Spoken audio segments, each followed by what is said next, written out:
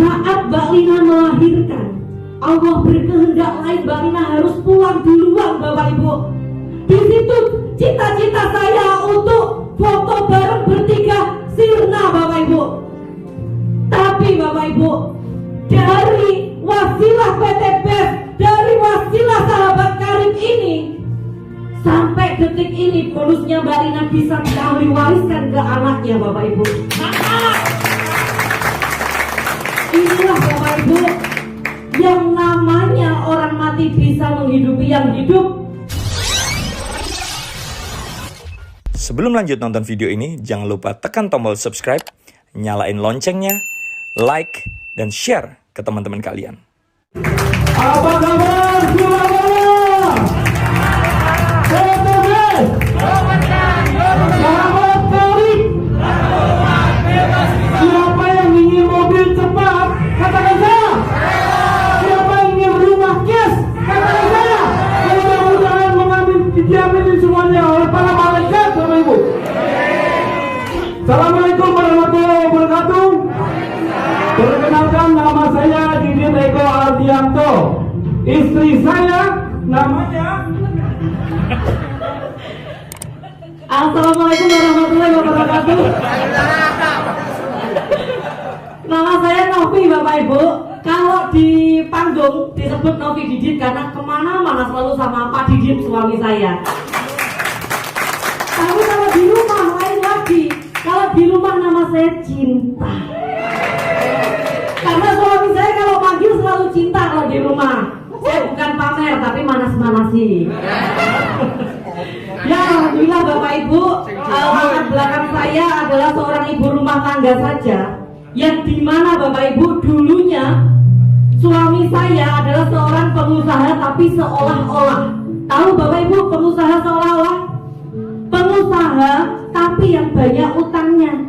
Nah itu namanya pengusaha seolah-olah. Kalau pengusaha beneran Bapak Ibu bisa membeli rumah cash, mobil cash, mobil cash, motor cash. Itu baru pengusaha sungguhan Bapak Ibu.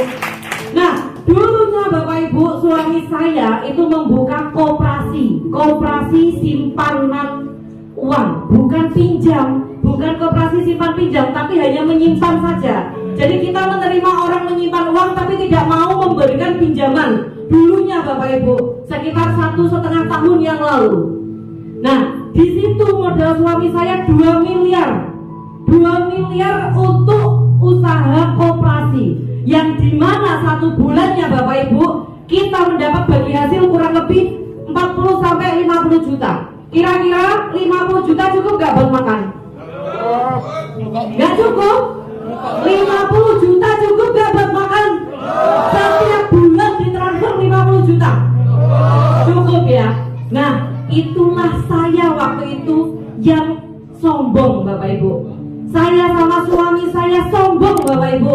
Sudah dikasih bagi hasil setiap bulannya 50 juta, tapi saya sama suami saya masih memberanikan diri Bapak Ibu menitipkan sertifikat rumah ke bank. Untuk apa? Untuk riba. Dan saya kredit mobil riba juga, motor riba juga, TV riba juga, bahkan Magicom itu Bapak Ibu riba pakai kartu kredit saya. Apa nggak keterlaluan? Nah di situ Bapak Ibu mungkin Allah marah sama saya. Hanya 8 bulan saja saya ditaruh di posisi atas sama Allah. Habis itu saya dijatuhkan, benar-benar dijatuhkan. Koperasi saya kolab, pimpinan koperasi di penjara, banyak orang yang nabung nagih uangnya.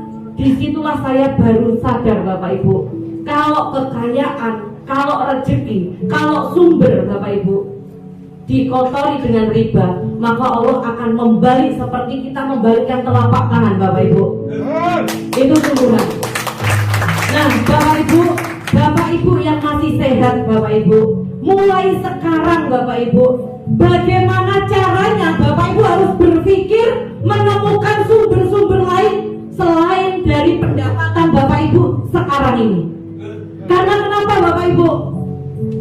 Di luar sahabat karib Bapak Ibu, saya ada kos-kosan yang dimana saat pandemi ini kos-kosan gak ada orang ngekos Bapak Ibu.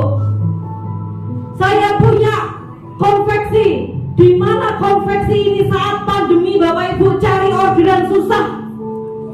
Andaikan Bapak Ibu tidak punya sumber lain, dan andaikan waktu 1,5 tahun yang lalu saya tidak dipertemukan dengan sahabat karib ini Bapak Ibu, mungkin saya tidak berada di sini Bapak Ibu.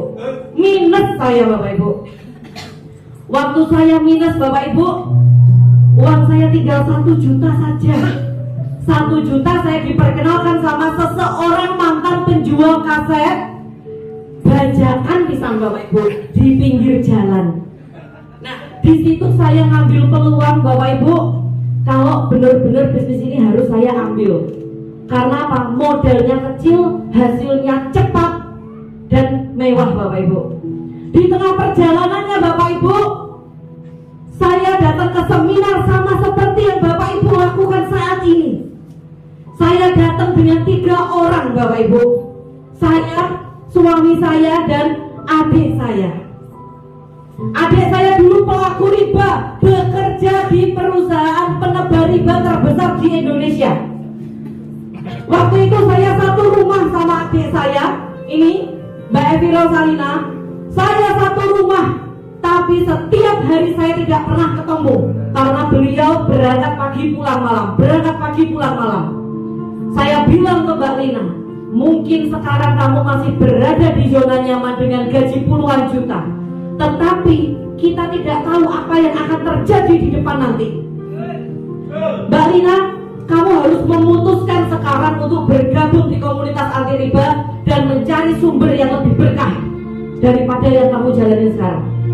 Dan alhamdulillah Bapak Ibu, Mbak Lina bergabung di komunitas anti riba ini. Kita bergandengan tangan bertiga, di mana saya punya adik 2 Bapak Ibu. Adik saya yang pertama namanya Mas Koirul, tadi sudah dapat motor juga. Yang kedua Mbak Lina. Saya punya impian Bapak Ibu. Impian saya ingin foto bertiga di depan Pajero kita masing-masing. Saya punya impian bagaimana saya bisa membantu adik-adik saya hingga sukses Bapak Ibu. Itu impian saya. Alhamdulillah Mbak Lina bergabung Bapak Ibu. Waktu Mbak Lina sebelum menikah, Mbak Lina dapat 1 motor, 1 mobilio cash Bapak Ibu. Mbak Lina hamil 3 bulan, dapat reward motor yang kedua. Dan Bapak Ibu, perlu Bapak Ibu tahu Bapak Ibu, saat Mbak Lina melahirkan, Allah berkehendak lain, Mbak Lina harus pulang duluan Bapak Ibu. Di situ cita-cita saya untuk foto bareng bertiga sirna Bapak Ibu.